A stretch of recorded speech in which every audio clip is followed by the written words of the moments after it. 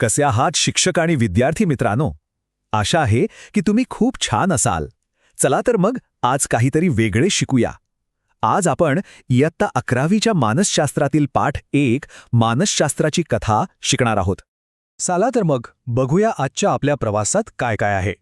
आपण सुरुवात करणार आहोत आपल्या आजूबाजूच्या वर्तनाच्या विचित्र दुनियेपासून.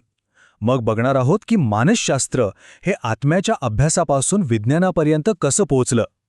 त्यानंतर आपण भारतातल्या पहिल्या प्रयोगशाळेबद्दल जाणून घेऊ आणि भारतीय मानसशास्त्राची एक वेगळी ओळख कशी तयार झाली हे पाहू. आणि मग शेवटी पाहणार आहोत की मनाला समजून घेण्याचं खरं ध्येय काय असतं. चला सुरुवात करूया. तर सुरुवात करूया आपल्या आजूबाजूच्या जगापासून. हे जग मानवीय वागणुकीने भरलेलं आहे, नाही का? आणि ही वागणूक कधीकधी आपल्याला खूप गोंधळात टाकते, अगदी विरोधाभासी वाटते. आपण रोजच्याच बातम्यांमध्ये किंवा अगदी आपल्या आसपास अशा गोष्टी बघतो ऐकतो. म्हणजे बघा ना, एकीकडे एक पत्नी आपल्या पतीला किडनी दान करते, तर दुसरीकडे मालमत्तेच्या छोट्याशा तुकड्यासाठी सख्खा भाऊ भावाचा जीव घेतो. हे किती टोकाचं आहे, नाही का? कुणीतरी दुसऱ्याला वाचवण्यासाठी स्वतःचा जीव धोक्यात घालतो, तर कुणीतरी परीक्षेत नापास झालं म्हणून टोकाचं पाऊल उचलतं. आणि मग हा प्रश्न पडतोच की लोक इतके वेगवेगळे का वागतात? असं का होतं? म्हणजे ह्या सगळ्या वागण्यामागे नेमकं काय दडलेलं असतं? आणि हेच ते कोडं आहे जे आपलं मानसशास्त्र सोडवायचा प्रयत्न करतं. आता बघा, मनाला समजून घेण्याचा हा जो प्रयत्न आहे ना, तो काही आजचा नाही, तो शतकानुशतके चालत आलाय. आधी हे काम तत्वज्ञानी करायचे, पण मग तत्वज्ञानातून मानसशास्त्र एक विज्ञान म्हणून कसं जन्माला आलं, ही गोष्ट मात्र खूपच इंटरेस्टिंग आहे. अगदी सायकॉलॉजी या नावामध्येच त्याचा इतिहास दडलाय. हा शब्द आलाय 2 ग्रीक शब्दांवरून. सायकी, ज्याचा अर्थ होतो आत्मा, आणि लोगोस म्हणजे शास्त्र किंवा अभ्यास. सोप्या भाषेत सांगायचं तर सुरुवातीच्या काळात मानसशास्त्र म्हणजे आत्म्याचा अभ्यास होता. आणि हा अभ्यास फक्त कुठल्या एकाच ठिकाणी नाही, तर जगभर सुरू होता. पश्चिमेकडे प्लेटोसारखे मोठे तत्वज्ञानी होते, तर आपल्या प्राचीन भारतात पतंजलींची योगसूत्रे होती. या दोन्हींमध्ये मानवी मनाचा आणि वर्तनाचा किती खोलवर विचार केला गेलाय हे आपल्याला दिसतं. पण मग एक मोठा टर्निंग पॉइंट आला. साल होतं 1879. यावर्षी मानसशास्त्र, जे तोपर्यंत फक्त विचारांपुरतं मर्यादित होतं, ते एका वैज्ञानिक प्रयोगशाळेत पोहोचलं. जर्मनीमध्ये विल्हेम वुंट यांनी जगातली पहिली मानसशास्त्रीय प्रयोगशाळा सुरू केली आणि त्यांनी बोधावस्थेवर म्हणजे आपल्या जागृत मनावर प्रयोग सुरू केले. आणि मग काही वर्षांनी आले सिग्मंड फ्रॉइड, ज्यांनी अवधमन म्हणजे अनकॉन्शियस माइंड ही संकल्पना मांडून तर सगळं चित्रच बदलून टाकलं. बरं, हे झालं जगाचं. आता पाहूया हा मानसशास्त्राचा प्रवाह आपल्या भारतात कसा पोचला आणि इथे त्याने आपली ओळख कशी निर्माण केली. भारताच्या दृष्टीने एक वर्ष खूप महत्त्वाचं ठरलं, ते म्हणजे 1916. याच वर्षी भारतात मानसशास्त्राची अधिकृत सुरुवात झाली. पाश्चात्य देशांमध्ये जी प्रगती होत होती त्यातून प्रेरणा घेऊन सर आशुतोष मुखर्जी यांच्या पुढाकाराने कलकत्ता विद्यापीठात मानसशास्त्राचा पहिला स्वतंत्र विभाग सुरू झाला. आणि या संपूर्ण कामाचं श्रेय जातं डॉक्टर नरेंद्रनाथ सेनगुप्ता यांना. त्यांना उगाच भारतीय मानसशास्त्राचे जनक म्हटलं जात नाही.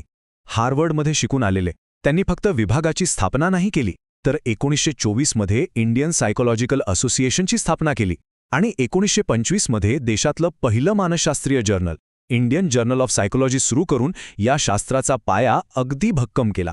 आता भारतात मानसशास्त्र रुळायला लागलं तसं ते फक्त पाश्चात्य विचारांची नक्कल करून थांबलं नाही. त्याने भारताचा जो समृद्ध तात्विक वारसा आहे त्याला सोबत घेऊन एक स्वतःची वेगळी ओळख तयार करायला सुरुवात केली. हे बघा, इथे फरक खूप मस्त दिसतो. पाश्चात्य विचारांमध्ये विशेषतः फ्रॉइडच्या अबोध मनावर खूप जोर दिला गेला. म्हणजे आपल्या लपलेल्या इच्छा, लहानपणीचे अनुभव हे आपलं वर्तन ठरवतात. याउलट आपल्या भारतीय उपनिषदांमध्ये पंचकोश नावाची एक सुंदर संकल्पना आहे. त्यानुसार आपलं अस्तित्व हे एकावर एक असलेल्या 5 स्तरांचं बनलेलं आहे, अगदी आपल्या भौतिक शरीरापासून ते आतल्या आनंदमय आत्म्यापर्यंत. आणि मग काय झालं, भारतीय मानसशास्त्रज्ञांच्या लक्षात आलं की फक्त पाश्चात्य मॉडेल आपल्याकडे तंतोतंत लागू पडणार नाहीत. त्यामुळे त्यांनी आपल्या पारंपरिक विचारांमधले कोश, दोष, गुण यांसारख्या संकल्पनांना मानसशास्त्राशी जोडायला सुरुवात केली. योग आणि प्राणायाम यांसारख्या गोष्टींवर शास्त्रीय संशोधन झालं आणि तेव्हा सिद्ध झालं की त्यांचा आपल्या एकाग्रतेवर, स्मरणशक्तीवर किती सकारात्मक परिणाम होतो. ठीक आहे, तर मग या सगळ्या अभ्यासाचं, या विज्ञानाचं अंतिम ध्येय काय आहे? मानसशास्त्राची एकूण 4 स्पष्ट ध्येय आहेत. हे समजून घेणं खूप महत्त्वाचं आहे. पहिलं ध्येय आहे वर्णन. म्हणजे एखादं वर्तन जसं आहे तसं तटस्थपणे मांडणं. दुसरं आहे स्पष्टीकरण. ते वर्तन का घडतंय यामागची कारणं शोधणं. तिसरं म्हणजे पूर्वकथन. भविष्यात तशी परिस्थिती आल्यास ते वर्तन पुन्हा घडेल का याचा अंदाज बांधणं. आणि सगळ्यात महत्त्वाचं चौथं ध्येय आहे नियंत्रण. म्हणजे ते वर्तन बदलून किंवा त्याला योग्य दिशा देऊन व्यक्तीचं जीवन अधिक चांगलं बनवणं. सुरुवातीच्या काळातले एक मानसशास्त्रज्ञ जॉन बी वॉटसन म्हणाले होते की माणूस एक यंत्र आहे आणि त्याची प्रत्येक क्रिया ही पर्यावरणाचा परिणाम आहे. हा एक दृष्टिकोन होता. पण आपण आत्तापर्यंत पाहिलंय की आजचं मानसशास्त्र खूप पुढे गेलंय. ते फक्त पर्यावरणाचा नाही तर आपली जैविक रचना, आपलं मन आणि आपलं पर्यावरण या तिघांच्या गुंतागुंतीच्या नात्याचा अभ्यास करतं. तर आत्म्याचा अभ्यास करण्यापासून ते आता मेंदूच्या प्रत्येक भागाचा अभ्यास करण्यापर्यंत मानसशास्त्राची ही कथा अजूनही पूर्ण झालेली नाही. ती रोज लिहिली जातीये.